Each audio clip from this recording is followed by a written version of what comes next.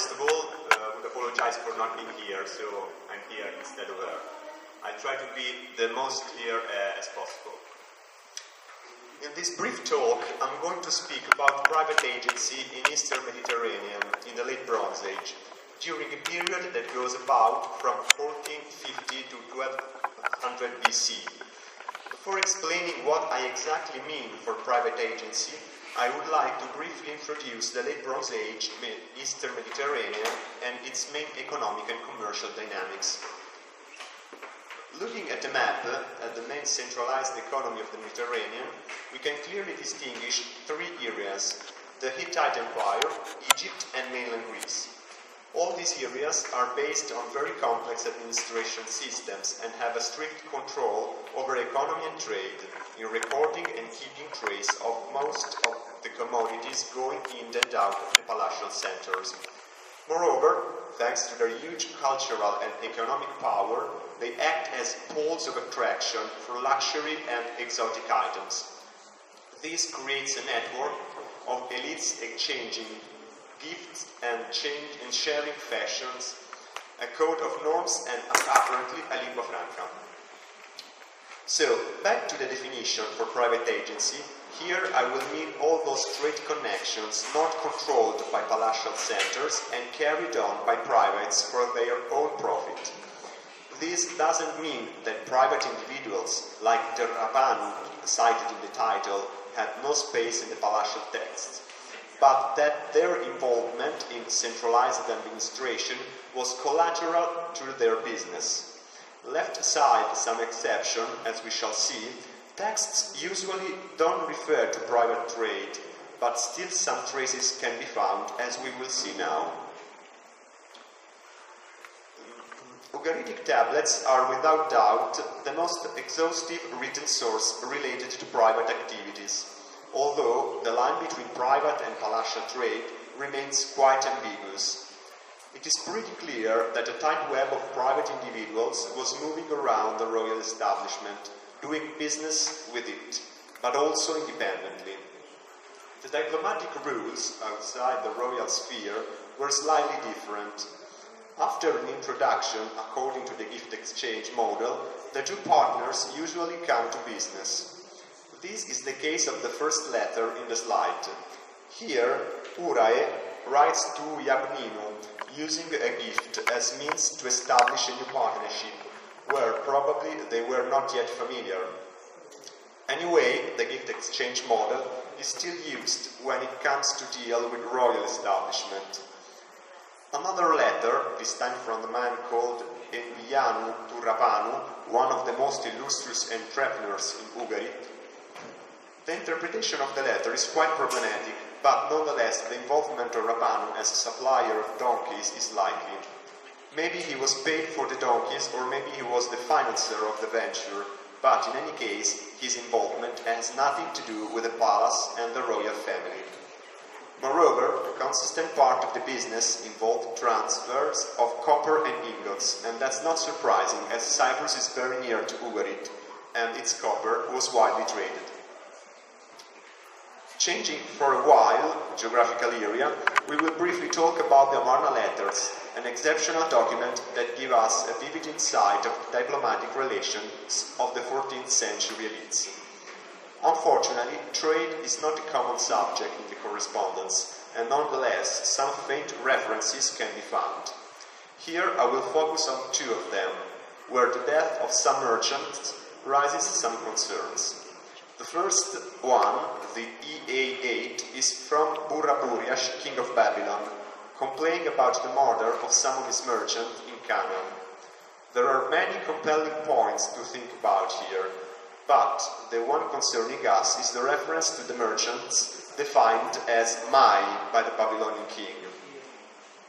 It is just a statement of nationality, or is it something more personal, being the murder part of the palatial staff?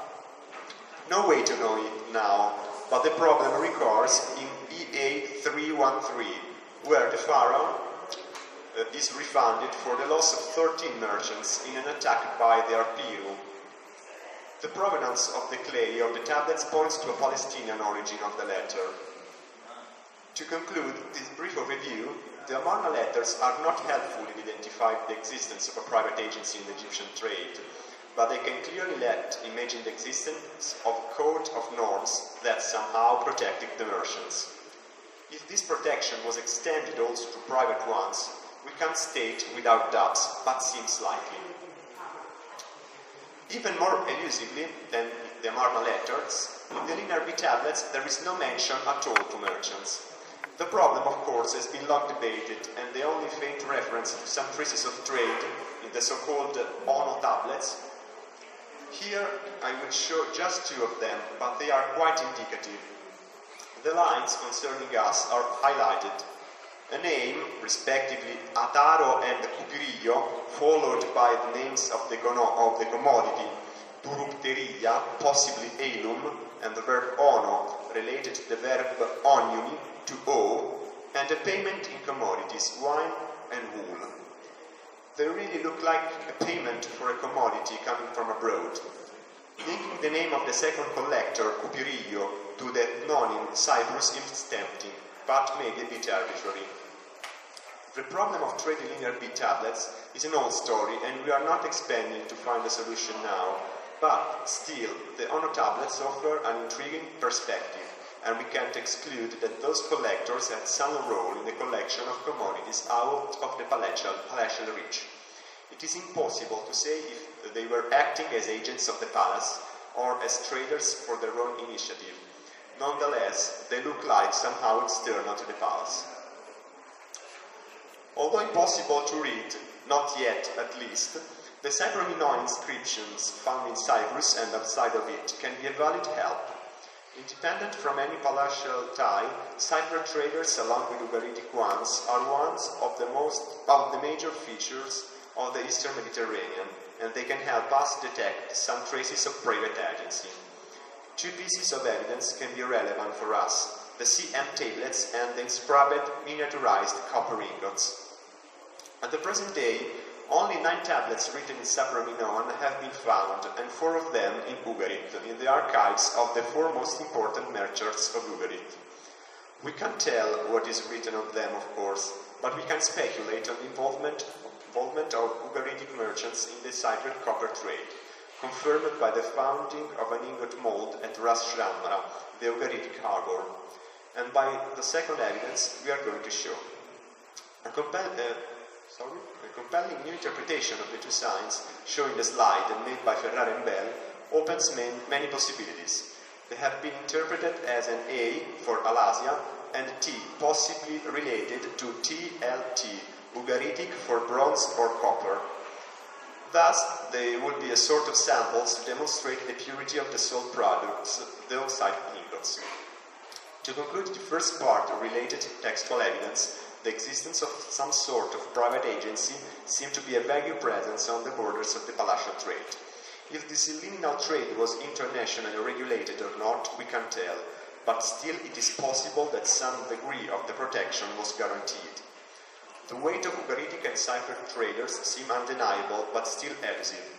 Along with the textual evidence, I will consider here the archaeological data, namely the Mycenaean pottery.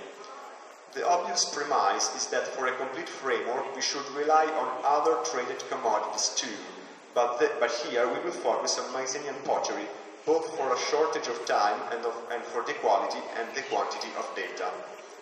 Moreover, the almost complete absence of reference to pottery in B tablets, in contrast with its widespread diffusion, gives the idea that its circulation was external to the palatial control. The obvious question then is who was trading it and following which routes? Coming now at the data, unfortunately the Eastern Aegean is not yet well published, so here I will focus on 2 pivotal sites, Troy in the north and the necropolis of Ialisos in Rhodes. Although very different for extension and typology of the excavation, we can do some very brief consideration. First of all, the most striking feature is the counter-10 of Troy, compared to Ialisos, and, as we shall see, most part of the Levant. While the general trend is an increase in the imports between late Hellenic 3 HU and late Hellenic 3B, In Troy, Mycenaean pottery decreases, replaced by a local production of imitation. On the contrary, in Ialisos, the passage between late Helladic 3A1 and late Helladic 3A2 marks a boom in the imports. The data coming from Cyprus, namely the settlement of Encomi and Kition, are a bit more reliable. Speaking about numbers, the shards found here are comparable only to those found in Ugarit. The main feature here concerns the typology of the imported pottery. In Encomi, the general trend of the transport storage is quite stable, while the tableware increases greatly in late Helladic 3B. In Kition, during late Helladic 3B, there was a real boom in the imports, especially in the tableware, while the number of storage bases is almost irrelevant. Looking at similar chart concerning Ugarit, the picture is quite the same. The red bar indicating the total amount per period almost quadruplicates in late Helladic 3B. The difference between tableware and transport and storage vessel is not as marked as in Cyprus, but still, tableware seems to be imported in greater quantities than transport bases. Finally, the Levantine coast offers some interesting data. The number of shards is no way comparable with those coming from Ugarit and Cyprus, but still enough to make some observation. Tel Kazel, even if the sample is quite small, confirmed the general trend of an increase in the imports during late Helladic 3B, being the majority tableware vases. It is worth to note that a good part of the sample here is made of ritual shapes and uncommon features. The shards coming from Sarepta are in counter-trend compared to the rest of the considered sites, as most of them must be related to transport bases, namely stirred jars. Moreover, the increase in the imports comes slightly earlier than in other sites, a common trait shared with the Tel Abu Hawan and Ashdod. Tel Abu Hawan has without a doubt the most striking growth in the number of Mycenaean shards between late Helladic 3A1 and late Helladic 3B, something that in a smaller proportion happens in Ashdod too. Here, as almost everywhere, except from Sarepta, the tableware is preferred to the stirred jars. Briefly concluding this short and not exhaustive at all overview on the distribution of Mycenaean pottery in the main coastal centers of the Mediterranean, we can quickly note a couple of things. First, the general trend is an increase in the imports of Mycenaean pottery between late Helladic 3A2 and late Helladic 3B. Second, the tableware shards far outnumber the transport vessels. So, based on what we have seen so far, detecting a private component in the Mycenaean Bronze Age trade is hard but not arbitrary. Even if textual evidence is faint, they don't exclude an agency external to the palace, especially in areas where the control of centralized economies is weaker, as in Cyprus, Ugarit and the Levant. A private agency is quoted and economically strong. Besides this, in more controlled regions, such as Mycenaean palatial centers, there must have been some individuals acting as mediators between the palace itself and the wider Mediterranean. It is tempting and not unreasonable that some of the so-called collectors could have this role and could act outside the palace. We can't exclude that they were foreigners, but at present state this can be arbitrary. Looking at the pottery distribution pattern, the imports have a boom between late Helladic 3A2 and late Helladic 3B. This is quite odd if we regard the Mycenaean world, where trade seems to be something external to the palace, but not odd enough if we look at what was happening at the same time in Cyprus. There, indeed, meanwhile, the elites were experiencing a flourish never seen before. The popularity of Mycenaean pottery thus may be regarded as part of the same phenomenon, and so be seen in a wider context of Mediterranean exchange. To conclude, and to answer the main question of this brief talk, private agency had a role in the Bronze Age trade, and not a secondary one, but it would be misleading trying to frame it in the same models of what we call an elite trade. It is highly possible that its roots were not as strict as the elite's one, and that the diffusion of these commodities followed a long regional pattern. Nonetheless, merchants, as Rabanu and the others, wherever based, were doing business on large scale, cooperating with palatial establishment and playing a crucial economical role. I believe that their enterprise is the base of the wide distribution of Mycenaean pottery in the Eastern Mediterranean, and can't be excluded that they played a role in the chain of events that eventually led to the collapse of the centralized economies. Thank you very much for your kind attention.